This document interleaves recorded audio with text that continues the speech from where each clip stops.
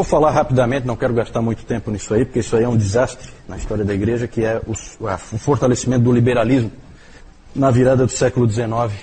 No século XIX, virando para o século XX, né, foi uma coisa que, junto com as duas guerras mundiais, praticamente matou a igreja na Europa.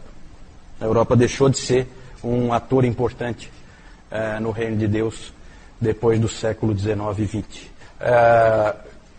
E aqui o Dr. Calhoun ele explora a força das ideias. As ideias são devastadoras. Uma ideia que começa como uma especulação acadêmica, vai crescendo, vai ganhando força, chega nas pessoas, as pessoas começam a interiorizar aquilo, começam a achar que aquilo é verdade, e as ideias mudam o mundo. Mudam o mundo. E aí, quando surgiu o liberalismo, um dos grandes combatentes foi esse sujeito aí, John Gresham Machen. Em 1912 ele fez um discurso em que ele disse assim: ideias falsas são o maior obstáculo ao recebimento do Evangelho. Podemos pregar com todo o fervor de um reformador e apenas conquistar um ou outro andarilho aqui e ali, se permitirmos que todo o pensamento coletivo da nação ou do mundo seja controlado por ideias que, pela irresistível força da lógica, previnem o cristianismo de ser encarado como algo mais do que uma ilusão inofensiva. Sob tais circunstâncias, o que Deus quer que façamos é que destruamos o obstáculo pela raiz. O que hoje é uma questão de especulação acadêmica, começa amanhã a mover exércitos e a derrubar impérios. É a força das ideias. É claro que o Machen não conhecia a televisão. Se ele conhecesse, ele saberia que a causa dele é perdida. É um meio de comunicação de massa em que a ideia é incutida em todas as pessoas no mundo inteiro e é caso perdido. Certo? As pessoas passam a acreditar em ideias que elas nem sabem por que elas acreditam desde que elas são desse tamanhinho, nunca vão entender por que acreditam naquilo, mas acreditam, morrem por aquilo. Certo? Então, a nossa situação é uma situação um pouquinho pior do que na época dele. Na época dele a coisa sempre tinha que entrar através de livros e começando pelas universidades e seminários. Hoje não, hoje você tem a televisão. Esse é um professor de Princeton, certo? Ele era um professor de Novo Testamento em Princeton e ele acabou tendo que sair de Princeton porque Princeton foi tomada pelos liberais, né? E aí ele fundou o Westminster Seminary, né? Famoso hoje presbiteriano, e também a denominação Igreja Presbiteriana Ortodoxa, já que a presbiteriana original caiu diante do liberalismo, né? O que é esse liberalismo? O liberalismo é algo que vem com a força das ideias, daqui a pouco a gente vai deixar mais claro. Não tem como eu nem tenho tempo para ficar entrando a fundo nisso. Mas a gente pode falar, só para ter uma ideia, a gente pode falar da importância de 5 livros. Primeiro, sobre a religião, de Friedrich Schleiermacher. Já falamos desse Schleiermacher aí, ele é um indivíduo vinculado ao romantismo, e ele fala que a religião não é o que está escrito na Bíblia, não é proposições de fé, não é confissões de fé, não é nada da mente. A religião, ela é um sentimento de dependência que há no coração do indivíduo, de que eu dependo de alguma força maior. Então é alguma coisa que eu sinto. Isso é a religião. Essa ideia ganhou força, acaba popularizando, acaba ganhando aí formatos populares, né? Sai do campo da filosofia e torna-se realidade na vida das pessoas. Outro livro famoso, A Origem das Espécies, de Charles Darwin. É a força das ideias. O Darwin propõe a evolução das espécies, animais, e daqui a pouco o ser humano do século XX, ele acredita que tudo evolui. Ele acredita que a evolução é o que rege o mundo. Tal a força das ideias, certo? Ele acha que tudo está evoluindo, que o homem moderno, ele é muito mais evoluído do que o homem do passado. Nós não temos que olhar para a história e aprender com a história, porque nós somos o homem do século XXI. Que é isso? E aí, então, vem esse tipo de ideia e molda as pessoas. Outro livro, Ensaios e Críticas, escrito por 7 clérigos da Igreja Anglicana. Na época foi fortemente rejeitado pela Igreja Anglicana, mas é assim, semeia no início resistência, daqui a pouco a coisa ganha força, e é como o Machen disse, derruba impérios. Certo? É questão de tempo. E nesses ensaios e críticas é colocado o principal tema é que a Bíblia é um livro comum, escrito por homens comuns e que deve ser tratado como tal. Isso foi o que esses homens defenderam. O liberalismo teológico sempre vai ver assim. Trata-se de um livro como outro qualquer. Não existe esse negócio de inspiração. Outro livro, A Doutrina Cristã da Justificação e Reconciliação. Título bonito, parece ser um livro interessante. Escrito por um alemão, Albrecht Ritschl. Sempre esses filósofos alemães fazem um excelente trabalho de destruição das verdades cristãs, né? E ele, então, parece um título muito pomposo, muito interessante, mas ele é toda a base para o evangelho social, certo? O que ele disse? Cristianismo não é verdades escritas em Bíblia, nada disso. Cristianismo também não é o que o Schleiermacher disse, sentimentos. Não. Cristianismo é ética. É fazer o que é certo. Isso é cristianismo. Você é cristão quando faz o que é certo.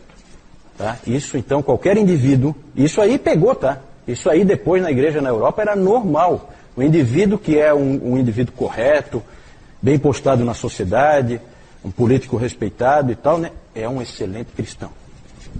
É uma associação imediata. Conversão não existe, novo nascimento não existe, crença nas verdades bíblicas, isso aí tudo não existe. É decência. Decência. Certo? O último aí, o que é o cristianismo, de Adolf Harnack, outro alemão. Esse cara aí magnetizava os alunos dele. Ele fazia palestras, a turma ficava. Ele parece também um título interessante, o que é o cristianismo. Só que a proposta do Harnack é a seguinte. Ele dizia que o cristianismo tem que voltar à essência, que foi acrescentada muita coisa humana no cristianismo. Foi acrescentado escritos bíblicos, doutrinas, igreja. Tem que tirar, tem que remover tudo isso aí, que isso aí tudo é problema. Essa era a tese dele. E voltar à essência. E qual é a essência?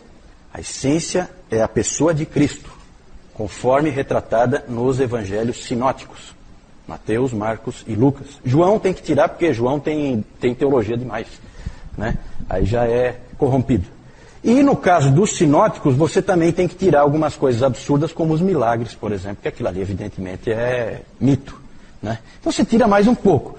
É os sinóticos, mas não exatamente como eles estão, né? Na verdade você tem que tirar tudo aquilo ali e aí você fica com o homem Jesus Cristo. Aquela pessoa especial, diferente, diferenciada, com um contato muito próximo de Deus, né? Claro que Deus ele não é, né? Isso aí o Harnack já pôs para fora. É um homem comum, né? Mas um grande mestre. Isso aí depois do século XX pensou isso aí para sempre, né? Isso aí pegou. Então esses livros que foram saindo influenciaram. Eles assim... simplesmente tiveram um efeito avassalador nas universidades. Sim. Filósofos. São professores de universidades, né? E que escrevem livros e pensam, são pensadores, são filósofos, né? O próprio Machen, ele estudou com um sujeito que tinha sido discípulo do Harnack. E quando o Machen estava na Alemanha, o Machen é um cara que fala com conhecimento de causa, porque ele estudou na Alemanha. E ele teve contato com esse tipo de pensamento liberal. E ele, então, a mãe dele orava muito por ele, para que ele permanecesse firme, porque realmente ele se encantava com o que o Harnack ensinava. Aquilo era, sabe, aquela coisa hipnótica, né? Tipo um canto da sereia, né? Coisa diabólica mesmo. E aí ele então, quando ele ouvia aquelas palestras e coisas, ele ia para o quarto dele e ele lia o Evangelho de Marcos para dar uma renovada, né, na fé dele, né? Mas ele chegou a balançar. Tal a capacidade de persuasão de alguns desses indivíduos. São indivíduos muita capacidade, né? Para mim a melhor definição de liberalismo é essa aí, do Richard Niebuhr. É uma maneira da gente entender, né, a tolice que é o liberalismo. Olha só. O liberalismo ensinava que um Deus sem ira trouxe homens sem pecado para um reino sem julgamento por meio da ministração de um Cristo sem cruz. Ou seja, ele é nada. Sobra o que aí? Uma ética boba, certo? Que não precisava de cristianismo para existir, certo? É só isso que fica no final, né? O arcebispo William Temple, uma vez, ele disse o seguinte, que ele ficava sempre se perguntando por que alguém se daria ao trabalho de matar o Cristo do liberalismo. Um sujeito inócuo, não faz a menor diferença. Por que alguém mataria ele? Né? É claro que o Cristo do liberalismo é uma piada, é um falso Cristo, só que um monte de gente foi atrás, a coisa entra nos seminários, novas gerações já começam de pequenininho ouvindo falsidade e vão caindo, certo? A grande paulada que o liberalismo sofreu foi uma coisa chamada Primeira Guerra Mundial. Porque o liberalismo entendia que o homem tinha evoluído e tinha chegado a um estágio tal de ética e de entendimento de si mesmo e dos outros, que agora sim nós tínhamos chegado a um patamar de verdadeira humanidade, certo? E aí veio a Primeira Guerra Mundial. E homens se matando por motivos fúteis, né?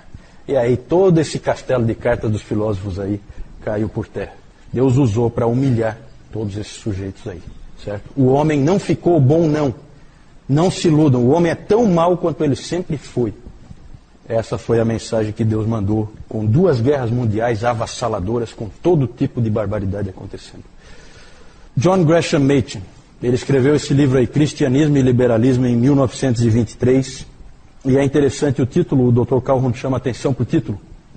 Não é fundamentalismo e liberalismo, 2 tipos de cristianismo. Não.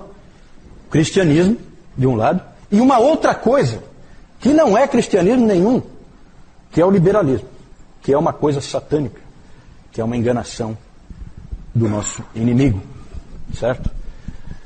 Vou deixar também como tarefinha para vocês, se vocês quiserem se informar melhor sobre cristianismo e fundamentalismo. O fundamentalismo foi uma reação importante que aconteceu nos Estados Unidos, graças a Deus, porque lá houve reação do Machen e de outros, às vezes um pouco exageradas, as reações tendem a ser excessivas, né? Nós discutimos isso na reunião de homens, né? Quem estava lá lembra, nós ouvimos as palestras do Augusto Nicodemos com aquela sua didática, né? Eu recomendo que vocês vão lá no Monergismo e peguem as 2 palestras do Augusto Nicodemos sobre o assunto, né? Uma sobre o liberalismo e outra sobre o fundamentalismo. Os homens já ouviram lá na reunião de homens à tarde, com muito proveito.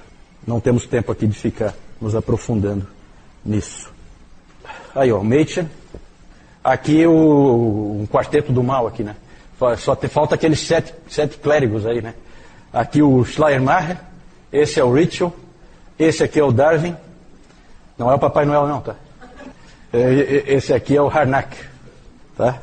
Eu só queria, gente, dizer, nós falamos do século XIX aqui, algumas coisas do século XIX, eu só queria dizer que eu deixei muita coisa de fora. Não falei, no século XIX, não falei de nomes, antes ainda do século XIX, não falei de nomes como John Newton, como Charles Simeon, como William Wilberforce, o Bispo Ryle, no século XIX, J.C. Ryle, Charles Spurgeon. Nos Estados Unidos não falei dos grandes de Princeton, Charles Hodge, o filho dele, a Hodge, o B.B. Warfield. B.B. Warfield citei várias vezes aqui, né? Mas vou falar dele não. O Robert Louis Dabney. Na Escócia, Thomas Boston, Ralph Ebenezer Erskine, James e Robert Haldane, que fizeram um grande impacto na Suíça, Robert Murray McShane, Thomas Chalmers, Andrew e Horatius Bonar, escoceses, né? Na Europa continental, o holandês Abraham Kuyper, que era ministro do Evangelho, chegou a ser primeiro-ministro da Holanda, né? Impressionante. Na verdade, se nós fôssemos falar de tudo nessa época aqui da história da igreja, a gente ia ter que falar do que aconteceu na África do Sul, do que aconteceu na Coreia, do que aconteceu na Nova Zelândia. Não temos condições de falar de tudo isso.